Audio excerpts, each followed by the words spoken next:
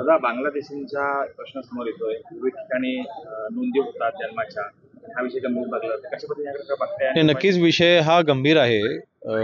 ज्यावेळेस परप्रांतीय देशामध्ये घुसखोरी करतात, आल्याच्या नंतर त्यांचा त्या देशाचा पासपोर्ट फाडून टाकून इथले नवीन डॉक्युमेंट बनवण्याकरता ते प्रयत्नामध्ये असतात. त्यावेळेला ते खोटे डॉक्युमेंट सादर करतात, काही फेक डॉक्युमेंट सादर करतात आणि भारताचा एक म्हणजे हळूहळू रॅशन कार्ड, त्यानंतर मग हळूहळू ड्रायव्हिंग लायसन्स, त्यानंतर मग आधार कार्ड, अशा पद्धतीने ते टप्प्याटप्प्याने जातात. तर अशा वेळेला नक्कीच आमच्याकडनं सूचना दिल्या जातीलच की महाराष्ट्रामधील प्रत्येक ग्रामपंचायतीने दाखले देत असताना काळजीपूर्वक दाखले दिले गेले पाहिजेत. त्याची नाहीतर अर्थातच जे दाखले देतील त्यांना जबाबदार त्याच्यामध्ये धरलं जाऊ शकतंय.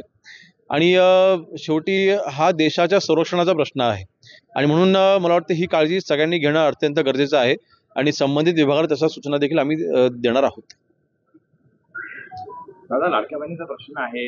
विरोधक म्हणतात की या संदर्भामध्ये जे पहिले लाभार्थी आहेत त्यांना देखील गृहीत धरलं जावं आणि नवीनांना पुन्हा आणि लाभ द्यावा. नाही, बघा, शेवटी काय जुने सगळ्या लाभार्थ्यांना आता यादीमधून वगळलं जाणार आहे किंवा जुन्याला कोणाला लाभ मिळणार नाही असं काहीच विषय नाहीये. विषय फक्त एवढाच आहे की ज्या केसेसच्या बाबतीमध्ये एकाच महिलांनी 2 योजनेमध्ये कदाचित लाभ घेत असतील, आता 4 व्हीलर गाडी असेल त्याच्यामध्ये लाभ घेत असतील किंवा चुकीचे डॉक्युमेंट सादर करून कोणी त्याच्यामध्ये लाभ घेतलेला असेल, तर ही तर स्क्रुटिनी व्हायला हवी ना. एखाद्या लाभार्थ्याला जर का चुकीच्या पद्धतीने लाभ दिला गेलेला असेल त्याची स्क्रुटिनी होणं हे गरजेचं आहे.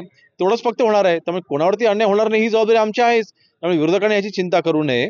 याच्यामध्ये फक्त आणि फक्त कोणाही महिलेवरती अन्याय न होऊ देता, गरजू महिलेवरती अन्याय न होऊ देता, ज्या चुकीच्या डॉक्युमेंटच्या आधारे जर का कोणी लाभ घेतलेला असेल त्यांना फक्त चिंता करण्याचं कारण आहे, बाकी कोणाला चिंता करायचं कारण नाही.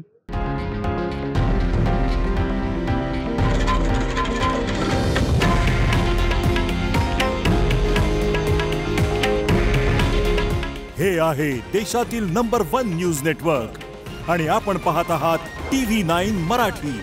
काळजी तुमची, हित महाराष्ट्राचं.